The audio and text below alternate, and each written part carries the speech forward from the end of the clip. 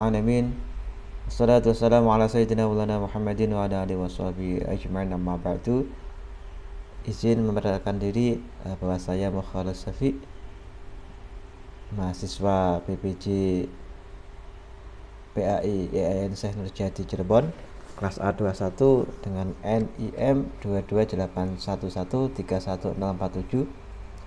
Saya berasal dari Kota Nganjuk atau Kabupaten Nganjuk tepatnya, mengajar pada salah satu madrasah ibtidaiyah swasta yang ada di Kabupaten Kediri. Pada kesempatan pertama untuk mata kuliah akhlak tasawuf, saya akan menyampaikan beberapa hal terkait dengan pengertian dari akhlak dan tasawuf.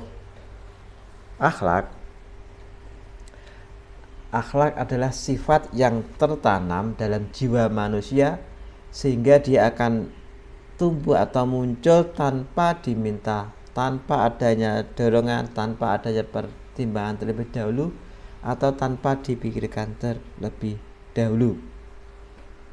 Bentuk spontanitas ini bisa berupa sesuatu yang baik ataupun buruk. Maka ada istilah akhlak mahmudah dan akhlak mazmumah, akhlak yang dipuji dan akhlak yang dicela. Jadi akhlak itu memuat dua sisi yang berbeda.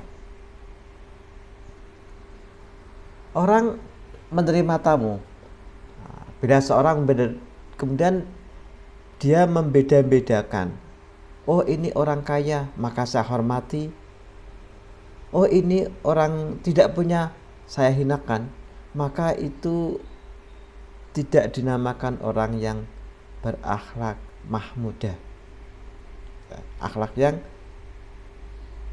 terpuji. Tapi dia apabila ada itu orang menghina orang, tak meminta-minta, itu adalah akhlak yang tercela. Ini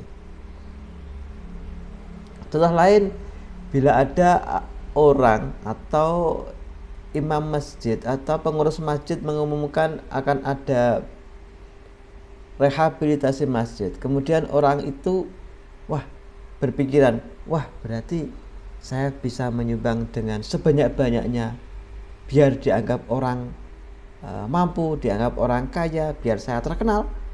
Maka secara zahir dia berakhlak karena sudah mampu memberi bantuan untuk pembangunan rehabilitasi masjid. Tapi akhlaknya itu akhlak yang mahmudah. Itu adalah akhlak. Kemudian tasawuf ada beberapa versi yang berbeda. Ada istilah tasawuf istilahi dan tasawuf secara epistemologi atau bahasa.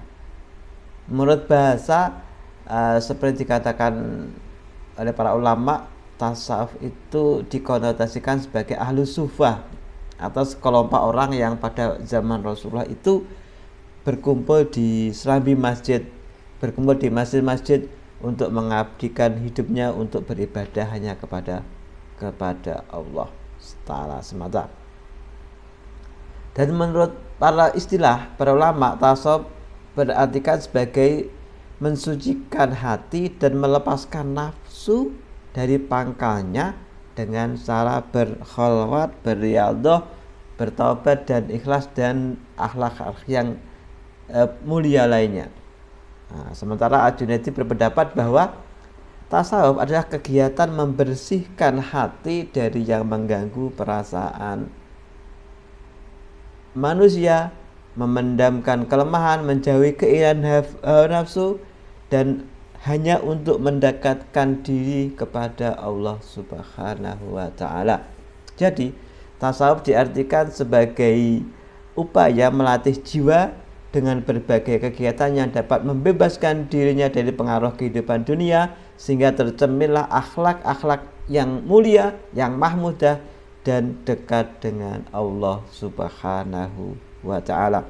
Jadi ada orang yang mungkin secara akhlak baik, dia suka membantu, dia suka gotong royong, dia suka kelihatan berjihad, akhlak secara zahir dia punya akhlak yang mulia, yang mahmudah, tapi belum tentu dari tinjau dari tasawuf, dari hatinya, apakah apa yang dilakukan itu benar-benar murni karena Allah atau hanya ingin pamrih, ingin takabur, ingin sum'ah, ingin dengan hal-hal buruk lainnya.